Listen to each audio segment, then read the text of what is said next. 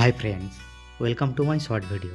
কোশ্চানটা n square equal to একটা number দেওয়া আছে, then find the number of digit in n, মানে এনের মধ্যে কতগুলো সংখ্যা আছে সেটাই বের করতে বলেছে।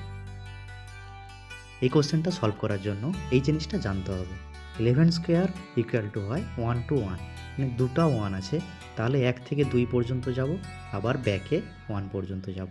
এখানে তিনটা 1 আছে, তাহলে আমি 1 থেকে 3 পর্যন্ত যাব, তারপরে আবার ব্যাকে 1 পর্যন্ত যাব।